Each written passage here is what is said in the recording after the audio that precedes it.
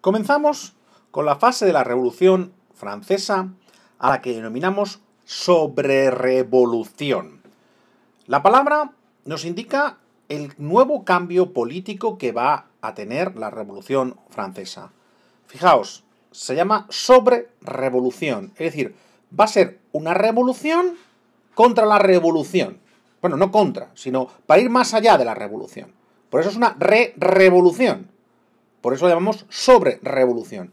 Los más radicales no están contentos con la revolución y van a hacer otra revolución más radical, más avanzada en su concepto, que va a hacer cambios más profundos. ¿Cómo se llega a esta situación?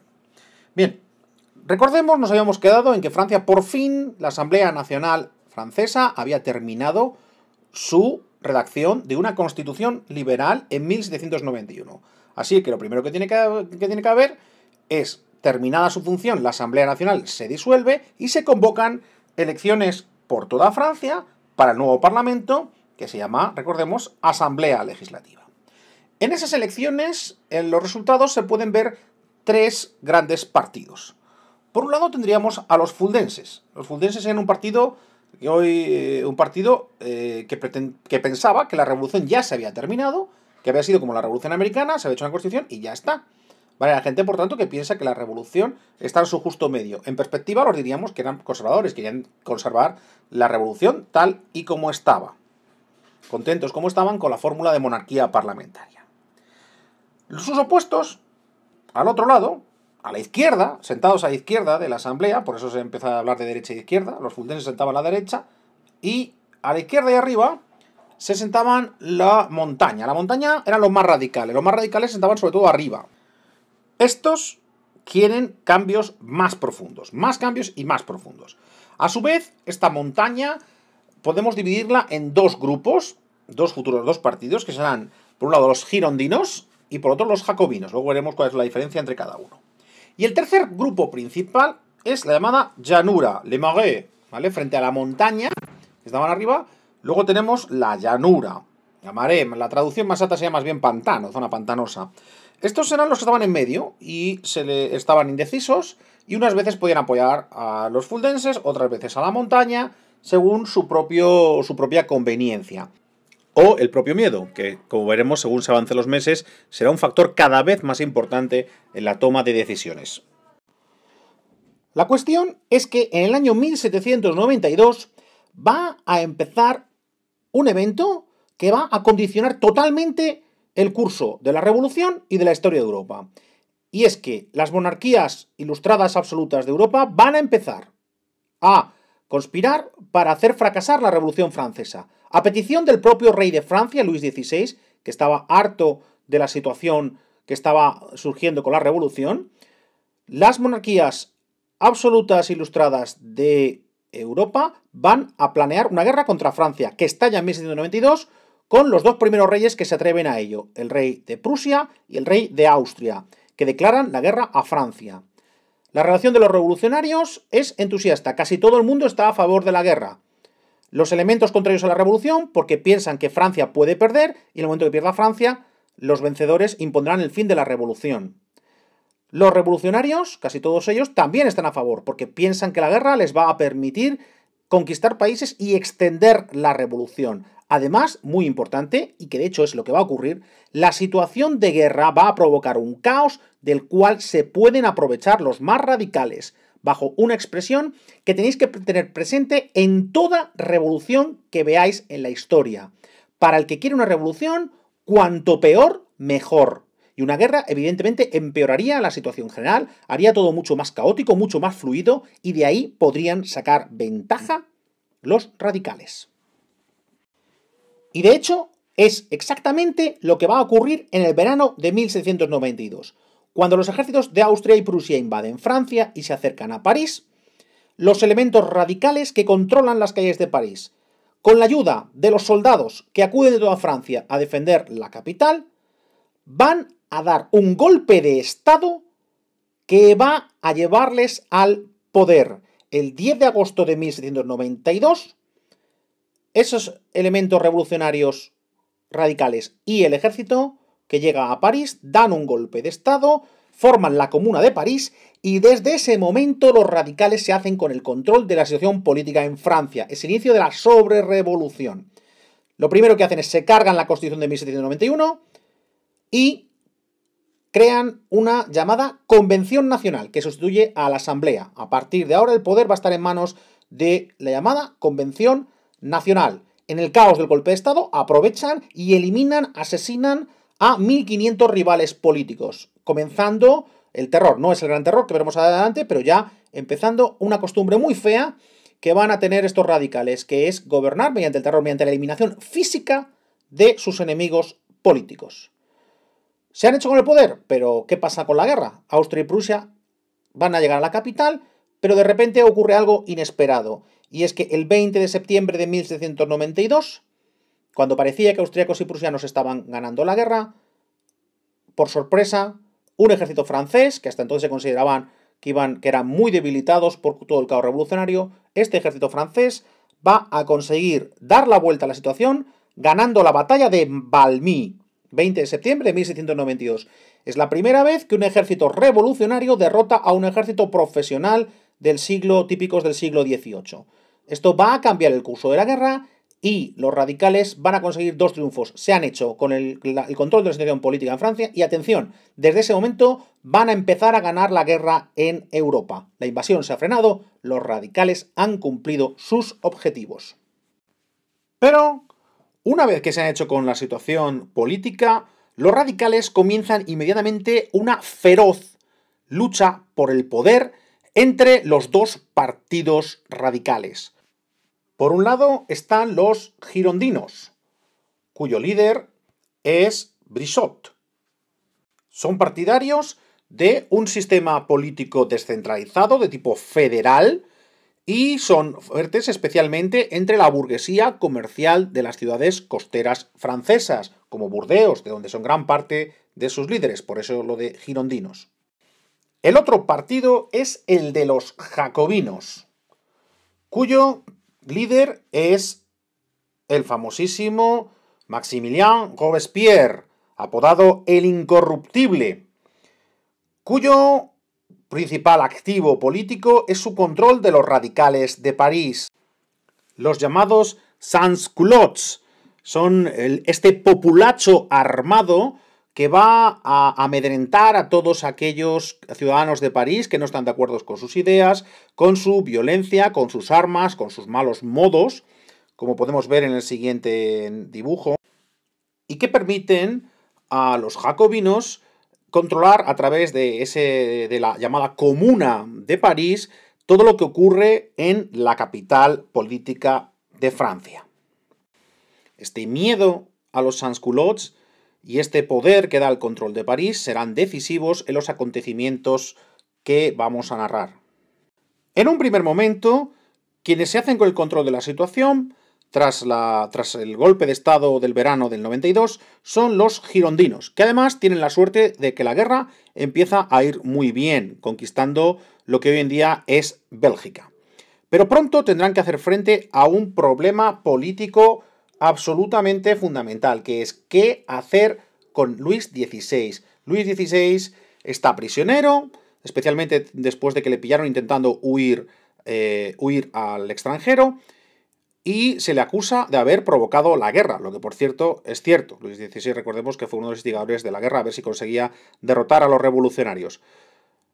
Hay que juzgarle, es un problema, no se le puede dejar mucho tiempo en la cárcel porque se le hace mártir. Hay que declararle culpable, inocente, si es culpable declarar la muerte, cadena perpetua, es un dilema. Los girondinos quieren su condena, pero no condenar la muerte, porque eso podía provocar graves problemas políticos con las potencias extranjeras. Los jacobinos quieren su muerte. El juicio es público en la convención, hay que votar diciendo cada uno justificando su voto, es decir, de forma pública, y eso es decisivo para que el resultado sea el de condenar a muerte a Luis XVI. De tal manera que en enero de 1793 el rey Luis XVI es condenado a muerte por el método que está popularizando la Revolución Francesa, un invento para hacer las penas de muerte más humanas, por cuanto son más rápidas y sin dolor, que es la guillotina. Podéis ver en el grabado que las penas de muerte ejecutadas en la guillotina comienzan a ser un espectáculo popular en toda Francia, donde la gente se reunía para ver estas ejecuciones. Y evidentemente la del rey pues era la más esperada.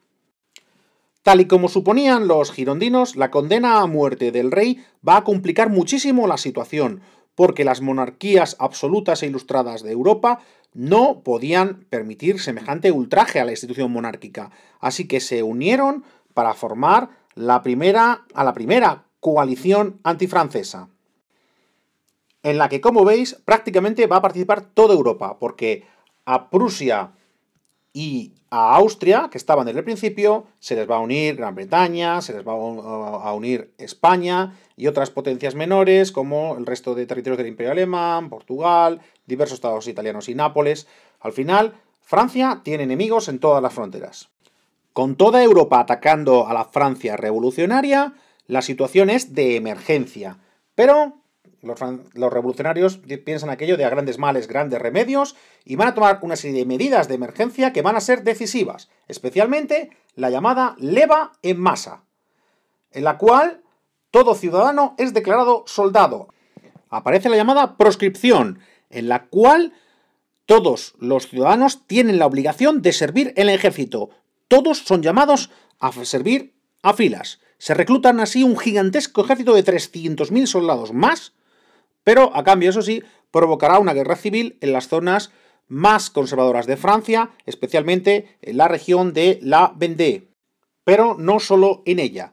La revolución parece contra las cuerdas. ¿Será suficiente la leva en masa para vencer a todos sus enemigos? En 1793, la situación va a dar otro cambio. Por fin se aprueba la llamada Constitución.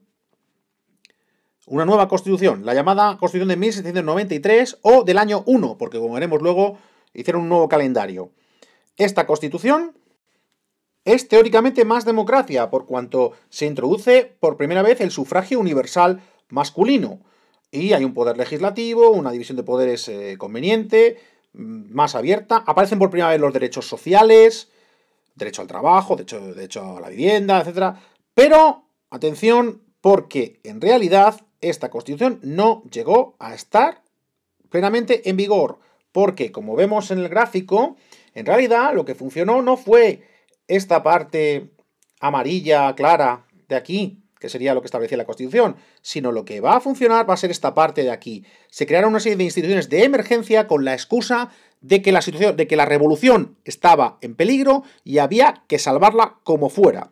Así que en realidad quien gobierna es el Comité de Salvación Pública, que va a tener poder de vida y muerte sobre todos los franceses, que va a tener un poder absoluto y totalitario, y que está en manos del famoso Maximilien Robespierre, que es el hombre fuerte de la situación. Ya que con el apoyo de la Comuna y de ese Comité de Salvación Pública, Robespierre y sus jacobinos eliminan a los girondinos, les detienen, les mandan a la ejecución en la guillotina y se hacen definitivamente con el poder, comenzando así lo que se denomina el Gran Terror. Los jacobinos son conscientes de que si quieren mantenerse en el poder para salvar la Revolución Francesa, que es lo que ellos pretendían, que la Revolución Francesa solo sobreviviría con ellos en el poder, tenían que vencer a dos enemigos distintos. Por un lado, a los enemigos exteriores, a los países de los reyes absolutos que están atacando a Francia por todas sus fronteras, y a los enemigos interiores, a los que ellos llamaban traidores, a todos aquellos que eran enemigos de la revolución, aunque como veremos, enemigos de la revolución era ser enemigos de los jacobinos, desde su punto de vista. Para luchar contra los primeros, contra los enemigos exteriores, la herramienta era sencilla, la leva en masa. Con la recluta obligatoria de todos los ciudadanos franceses, crearon un gigantesco ejército de más de 750.000 soldados. Este ejército no estaba bien entrenado y, por supuesto, no podía luchar de una forma tan eficaz como los ejércitos profesionales del antiguo régimen. Pero, a cambio, su número era tan gigantesco que daba igual las pérdidas en las batallas porque siempre había más y más y más y más soldados. Y al final, solo su número les hizo empezar a ganar las batallas, empezar a ganar cada vez más territorio. Las conquistas se van ampliando. Para luchar contra los enemigos interiores, contra lo que ellos consideraban traidores, los jacobinos usarán el terror. Se acusa de traición a cualquier enemigo de lo que ellos llamaban de la revolución. En realidad, a cualquier enemigo de los jacobinos. Fueron juzgados por traición más de 800.000 franceses, de los cuales se condenaron a muerte a más de 40.000. Y si no mataron a más es porque no dio tiempo. Porque por toda Francia, en todas las ciudades de Francia, en todas las plazas de Francia, se colocaron guillotinas en las cuales, a un ritmo desenfrenado, iban ejecutando a cualquier enemigo de los jacobinos. Y hablamos, por tanto, de girondinos, hablamos de fuldenses, hablamos de aristócratas, hablamos especialmente de clero refractario, es decir, que no obedecía a la revolución. En definitiva, no ser jacobino era algo extremadamente peligroso en esos momentos, ya que el objetivo del terror no es solo la eliminación física de los enemigos, sino también amedrentar a todos aquellos a los que no se mata, para que obedezcan a ciegas al que tiene el poder. Pero este terror no era solo individual, no se aplicaba solo contra los individuos, también se aplicaba sobre pueblos enteros, en lo que denominamos genocidios. La Revolución Francesa, comandada por los jacobinos, ordenó el exterminio de todos los participantes en las rebeliones contra la revolución, especialmente en la zona de la Vendée. Se dio orden de asesinar, de exterminar a todos los habitantes de la zona, acusándoles de apoyar la rebelión. Mujeres, niños, ancianos, se quemaban pueblos con la gente dentro, se les quemaban las cosechas para que murieran de hambre, en lo que podemos considerar el primer genocidio moderno. Toda esta crueldad, toda esta sangre, en nombre de la libertad, la igualdad y la fraternidad. En una paradoja que, como veremos, será demasiado frecuente en la historia contemporánea. Bueno, todo esto para que gobernasen los jacobinos. ¿Y qué hacían los jacobinos? ¿Cuál era su forma de gobierno? Todos esos cambios de los que hemos hablado, ¿a qué se referían? Bueno, la verdad es que hicieron cambios bastante numerosos. Por ejemplo, hicieron algo tan curioso como cambiar el calendario. ¿Qué es eso de medir los años desde el nacimiento de Cristo? Cristo no es importante, la religión no es importante. Los años hay que contarlos a partir de algo importante. ¿Y qué es algo importante? Ellos mismos, que llegaron al poder. Desde ese momento los años se van a contar desde septiembre de 1791, que será así el llamado año 1. Y también cambiaron el nombre a los meses. Cambiaron los nombres del calendario habitual y, como vemos, con resultados muy curiosos, con nombres que tenían que ver pues con el tiempo que hacía en esos momentos, ¿no? Pues entre septiembre y octubre vendimiario, porque es la vendimia, en octubre y noviembre brumario, porque hay mucha bruma, 21 de noviembre a 20 de diciembre frimario, porque hace mucho frío, así cambiaron el nombre de todos los meses. También cambiaron la cuenta de los días. En lugar de semanas de 7 días, que era la semana cristiana, pues hicieron décadas de 10 días, de los cuales solamente el 10º era festivo. Así tenían 12 meses de 30 días, faltaban 5 días, esos 5 días eran fiesta nacional y ya está. Un calendario que consideraban racional, de moda con la Ilustración, que recordamos es la madre de todo este proceso. Otros cambios curiosos. Obligaron al cambio en la forma de hablar. Se proscribió el tratar de usted a la gente, se proscribió el tratado de Monsieur, por ejemplo, y obligaron al tuteo obligatorio. Habría que hablar de tú, y el Monsieur fue sustituido por el citoyen, el ciudadano. Había que hablar de ciudadano o ciudadana, no de señor, señora, sino ciudadano o ciudadana. Como veis, metiéndose en las cuestiones más básicas. Por supuesto, también la religión. La religión prácticamente quedó proscrita, aunque también se les ocurrió la idea de crear una revolución civil, una religión de tipo civil, como los romanos, en las cuales se adorase, por ejemplo, a la diosa razón, a la propia revolución, parodiando y riéndose de los cultos cristianos. La verdad es que esto con poco éxito. Y así fueron gobernando los jacobinos hasta que descubrieron, muy a su pesar, que el exceso de terror puede tener un efecto contrario al deseado. Viendo muchísimos diputados que al final todos los enemigos de Robespierre acababan en la guillotina, tuvieron miedo de ser ellos los siguientes y acabaron arriesgándose a conspirar contra Robespierre y sus amigos. Así lo hicieron y intentaron un golpe de estado que les salió bien. El 9 de Termidor, el 27 de julio de 1794, el cazador fue cazado, Robespierre fue juzgado de forma sumarísima, es decir, en una sola noche, y condenado a muerte en la guillotina. El que había mandado a decenas de miles de personas a la guillotina murió el mismo guillotinado. Comienza así una nueva fase de la revolución a la que llamamos reacción termidoriana. Reacción, porque ahora el poder sale de los radicales y pasa a los moderados, es decir, vuelve al centro de derecha, por eso es reacción, es revolución, reacción, revolución más a la izquierda, más radical, reacción más a la derecha, menos radical, y llamamos termidoriana porque empezó en el mes de Termidor, es un periodo que va a durar 5 años. En este periodo va a gobernar la llamada llanura, este centro, una vez se lleva a derecha, una vez se lleva a izquierda, que va a tener que enfrentarse a una izquierda radical, la llamada los iguales de Bávez, pero también a una derecha protagonizada por nostálgicos del antiguo régimen y los católicos perseguidos. Tanto la izquierda como la derecha intentaron revoluciones contra la revolución, pero fueron derrotados por el ejército cada vez más numeroso y cada vez más poderoso. De tal manera que al final, en este periodo, quien se va haciendo cada vez más poderoso son los generales, el ejército, cada vez más poderoso, como decimos.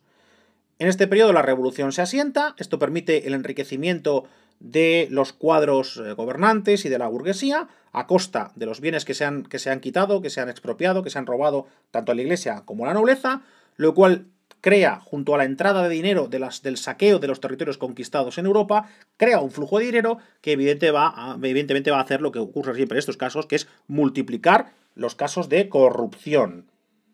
A nivel político, en este periodo se crea una nueva constitución, la tercera que llevamos ya, la del año 3, en la cual después de la experiencia radical, se pretende un buen equilibrio de poderes, de tal manera que se exagera muchísimo esa división. Por ejemplo, en lugar de que el poder ejecutivo esté en manos de un presidente, eligen un sistema con 5 presidentes, llamados directores. Por eso a este periodo se le llama también el directorio, porque es muy curioso esto de una presidencia dividida en 5. Hay un legislativo bicameral para evitar los radicalismos, y una declaración de derechos que quita los derechos sociales de los radicales que habían metido en la Constitución del año 1 e incluye una declaración de deberes, algo típico de constituciones más conservadoras. Pero probablemente lo más decisivo en este periodo de 5 años de la región termidoriana es el éxito militar de la revolución, ya que van a conquistar Bélgica, Holanda, el norte de Italia, la Alemania del Rin, donde se instauran repúblicas hermanas que no dejan de ser una excusa para rapiñar y saquear estos riquísimos territorios. Van derrotando a sus rivales, que van cayendo como fichas de dominó. En el año de 1795 se rinde Prusia, al año siguiente se rinde España, al año siguiente se rinde Austria, de tal manera que en el año 98 solamente Inglaterra resiste luchando contra Francia. Vemos en este mapa estas conquistas de las que hemos hablado. Vemos Bélgica, vemos Holanda, vemos Suiza, ¿vale? Vemos el norte de Italia, territorios, la Alemania del Rin, territorios muy ricos. Los éxitos militares van a hacer cada vez más poderosos y más importantes a los generales, lo cual va a hacer inevitable que uno de estos generales aproveche este poder para dar un golpe de estado. Concretamente, será el que veremos, que es el conocido como Napoleón Bonaparte, que el 18 Brumario de 1799 acaba dando un golpe de estado y haciéndose con el poder en Francia.